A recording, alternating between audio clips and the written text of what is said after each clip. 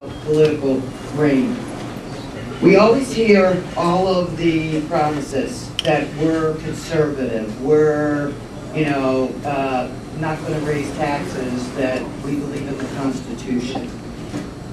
Tell me how you're going to respond when something comes up that your constituents want you to do something, vote for or against something, but that is in direct contrast to the Constitution. Okay. How are you going to answer those clients or those people? 1 minute to answer. Thank you, Helen. I've been in the state legislature now for 9 years. 6 in the House of Delegates, 3 with Rob Bell, 3 in the state Senate. And I can tell you this. I swore an oath, and I've sworn every time I've been sworn, to uphold the Constitution of the United States, and uphold the Constitution of Virginia. And at the end of the day, we are a nation of laws, and at the end of the day, everything we do in this country must be governed by that document of the Constitution. So I will always support the Constitution. That's my oath. Kenya, and I'm recently a retired businessman. I'm going to ask you, how do you propose to create jobs when it is not the job of the federal government to create jobs in the private sector? That's good. I would never be a politician who said I've created jobs, but I do. But your radio advertisements say that. Well, I have created jobs in the private sector. But as far as I'm concerned, the government doesn't create jobs, the private sector does. And the private sector cannot create jobs right now because you're overtaxed. We're overtaxed on corporate tax, we're overtaxed on small business tax, we're overtaxed on individual tax, capital gains tax, estate tax. I have specific plans for rolling all those back, which I think it's going to take a lot of years and a lot of work, and someone needs to start doing it. And if anyone thinks we're unrealistic, well, in 1983, the tax rate went from 71 to 28, so it can't happen. Government never creates jobs. I have never said that. A couple of other people running now, but the private sector does. Only can, though, when they have the money to invest. The things that Perriello is very proud of, the earmarks that he brings to our area. What is your position of earmarks?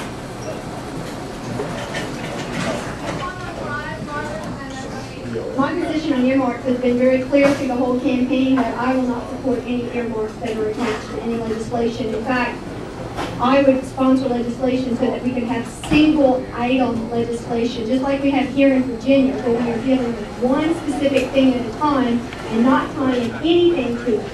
And sometimes earmarks are good to say, come into the district and request someone a question about how would if it was good for the 5th district and just bringing money in from the federal government to the 5th district. I would not be able to support that. If it's something that Congress voted on overall that was good for the whole nation and it was located in the 5th district, that's what I would support. But earmarks, no. No earmarks. Thank you.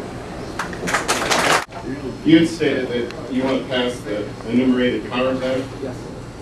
Could you explain how you think this would effectively put a stop to unconstitutional?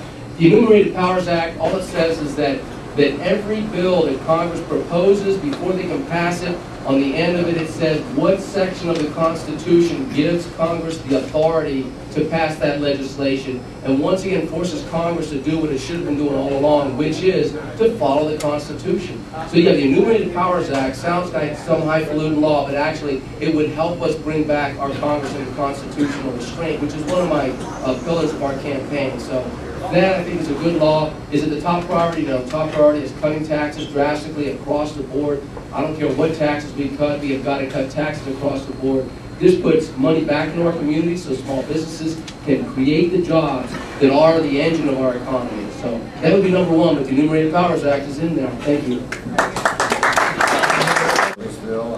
Floyd, if you're elected, you're going to be in Congress the next term, and hopefully the Republicans will gain a lot of votes, and the overriding issue to me is A, repealing the Health Care Act, and B, reducing the spending and adopting a no bailout mentality, which is what we see now. So I wonder if you could comment on that.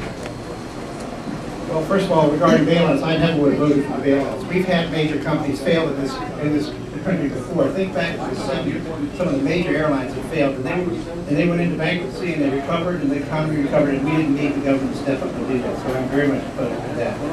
It doesn't have any questions. How about the health care? Oh, absolutely, we've got to repeal health care. And this is going to be a jobs killer in this country. It's going to destroy small businesses that have to come up with more money that they can't afford and to raise the prices. Because it's going to eventually be paid for by all people here in this room. So we've got to be against that. And it was a third question. Oh, God. So I'm definitely opposed to health care, and we need to defund it first and then replace it. Cut spending. Cut spending. Cut spending. Oh, yeah, cut spending. That's fine. Well, I can just tell you what I've done here. Last year in Almore County, we cut $30 million out of our budget. Next year's budget, we're cutting another $11 million out. We cut $200 million out of the CIP. So I've got a record of having done that. It's a matter of getting under the hood, understanding finance, and getting the job done. Sam Walker. Hi, Sam. I live out in Feda Morton. I'd like to know, once we repeal health care, what are we going to do to reform the health care system because it does need reform? Great question.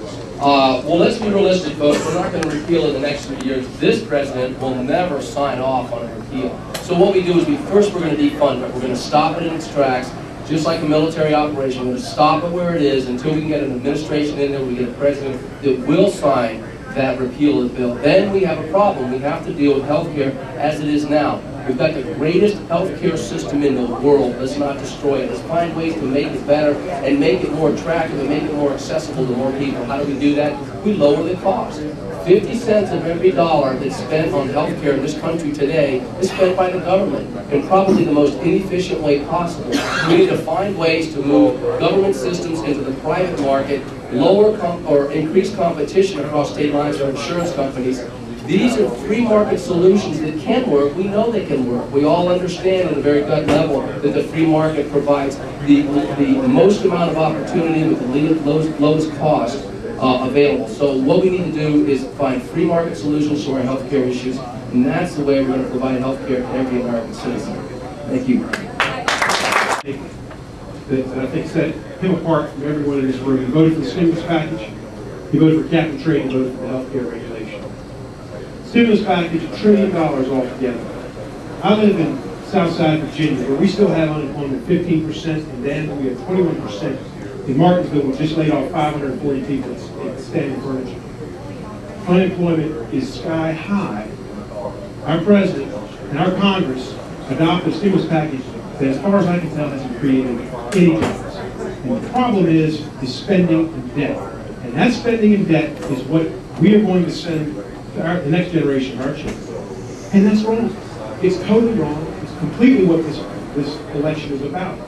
We can't have the arrogance that allows us to spend money we don't have, borrow money we can't pay back, and think that there are no consequences.